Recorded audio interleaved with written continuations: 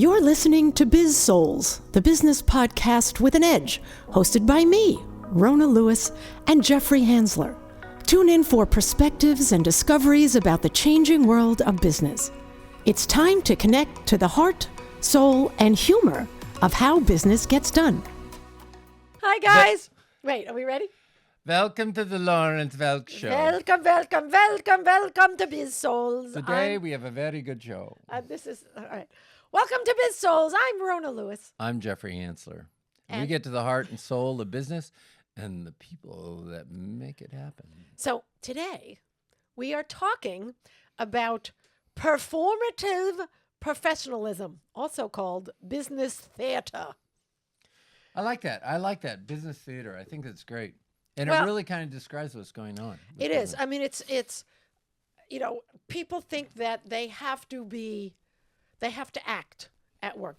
We have to be professional. And when we try too hard being professional, we lose our sense of humor. We lose our openness. Our inner child is hiding in a corner, biting its nails, because it's like, this is not fun. Well, it's like somebody who's really nice becomes a drill sergeant all of a sudden. Yeah. And then they act like every other drill sergeant out there. Well, And it's because they don't know how to act and they're not comfortable being themselves. And that's what's going on. People are not comfortable being themselves at work. Right. And it's, it's a combination of, from one end, imposter syndrome, thinking that I don't know what they're doing. So if I act real professional, they'll think I know what I'm doing. To the other end, that Dunning-Kruger, where I don't, I took one class and I know more than you, so I'm going to have to act it because I don't want you finding out that I don't.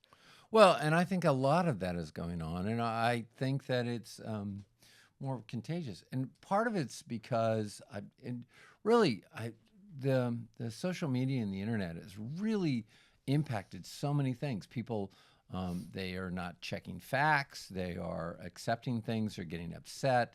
I mean, what is it? 65% or 70% of all the posts on the internet are fake. bots. Yeah. They're just bots. They're not even real. Right. It's like social media. And meanwhile, Mark, what's his name? And Zuckerberg? and those people are getting rich off this stuff. Yeah. They're getting rich off a stupid society, really. Well, and that's why it's, there's a lot of dumbing down in society, but that is where we're going off book here, because that has nothing to do with being overly, it might have something to do with it. It does, because it's the phoniness that goes on, and people are, so one of the trends that brought this up was people are beginning to start dressing up again for work. Mm-hmm. So I'm getting a lot more ads for suits, and single-breasted and double-breasted's coming back. Those double-breasted suits I saved are good. I like I just don't know if I have a 32 waist.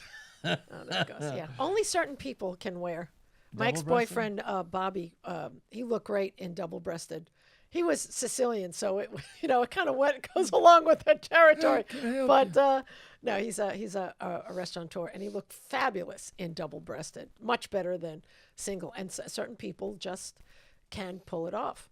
And I happen to love double-breasted suits. So it does. Anyway. When somebody's in a suit, they look better. Who's it? Jimmy Carr? Carr. Jimmy Carr wears a suit all the time. If you don't know him, he's an English comedian. And he always generally wears a three-piece suit. Yeah. That's 90% of the time he's wearing a three-piece suit. So, he always has a nice tie, and here's the thing. They're boring. They're English suits, so they're boring. It's not about getting dressed up, it's and you can come comfortable, there's business casual. I'm not saying come in with, the hoodie and ripped sneakers and ripped sneakers. Well, could be ripped jeans and sneakers. Remember, the ripped sneakers are 3 times the price of the sneakers. That's right. But it's not about just dressing. It's using like the professorial words and the jargon that you think is necessary. I'm going to be incredibly polysyllabic, so you think I'm smart. When really what it does, it makes you. There was actually a study out of Princeton that found a negative relationship between language complexity and perceived intelligence. So the more we overcomplicate our words, the less smart people think we are. Yeah. Well, to be able to say It's like, something just clearly. say something. Well, that's part of understanding your audience material. You know, if you try and talk above them, there was a guy at school. I cannot tell you, he had an unbelievable command of the English language. He was pulling words out that I had to look up all the time. Except if you had to look them up, his sentences were. You'd read a sentence and it sounded beautiful. It was beautiful words. It was like walking through the mud. It was crazy. It's just a lot of work. My friend Thane Rosenbaum, who we have had here, is a law professor at Touro University and a frequent guest on various media. And we were talking to him about why he was a favorite. And he's like, I just talk like I'm talking to people. I don't need to make it seem all lawyerly, because people won't understand it. And if I'm on media, I'm not speaking to other lawyers. And that's the problem with so many other lawyers who go on. They want, it's like, hey, I'm a lawyer. I have to prove to you that I know what I'm talking about. Just talk to us, you know? Well, the people that are doing best and that we've seen, that we're familiar with, growing in influence in the internet. So Johnny Thompson, yeah.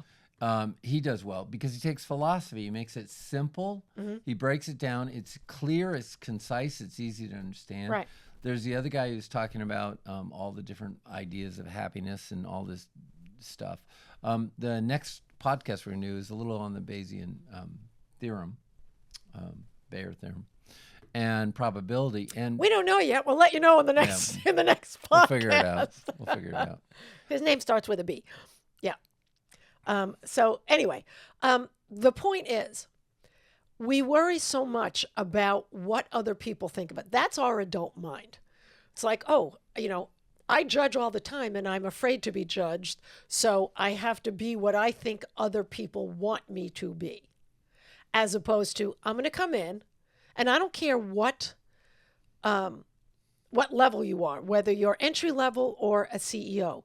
If you come in, I don't need to be completely authentic and transparent, letting you know what's going on in my private life or what doctor's appointment I have, but just be you when you go in. People are pretty smart. They may not know what exactly is off, but they can tell you're not being yourself.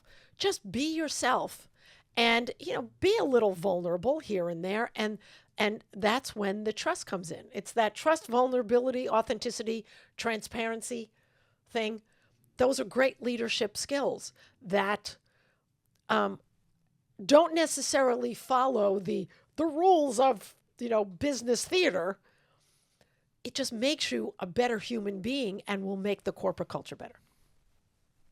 That's my story. I'm sticking to it. I've had a really couple bad days, and I have a rash from making in the woods. Do you remember that line from City Slickers? I don't. Where did that come from? That's the transparency. I was just talking about that transparency, and I thought that was about as transparent. TMI. Yeah, I don't think people need to know that when you're. Anyway, that's the bottom line. You can be professional in your actions. You just have to, act professionally. It's having respect for other people, listening well, all those things that allow other people to join in, so that you have a good corporate culture. It's just not being yourself. I'm done. What'd you say? Anyway, so let me ask you a couple of questions. First of all, if somebody's wearing a suit and somebody's in like jeans and stuff, if a guy's wearing a suit and it looks good on him, is that going to have an impact on you? Are you going to think better of them? I actually, when people dress up, I do think better of them. I'm one of the people that don't. People dress on up. on the East Coast tend to dress up more than people out here in California. So I like it. I love clothes, although you can't tell today because it's freezing here.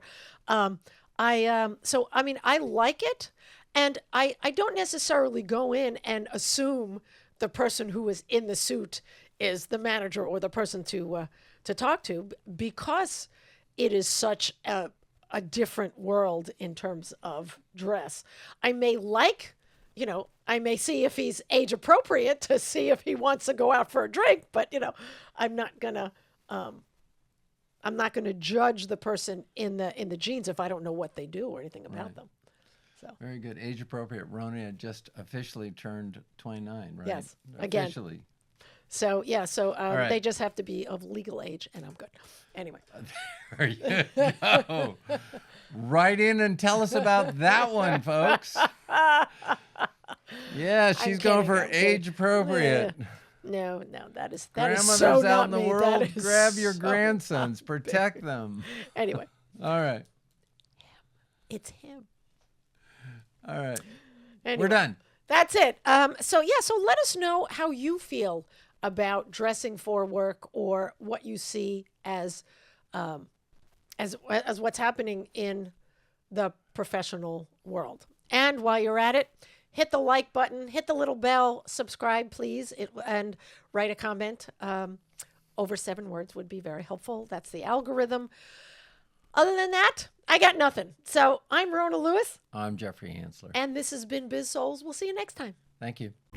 You've been listening to the Biz-Souls podcast with your hosts, Rona Lewis and Jeffrey Hansler. Did you have fun? Subscribe, rate, and leave a review. It's very much appreciated. Talk to you next week.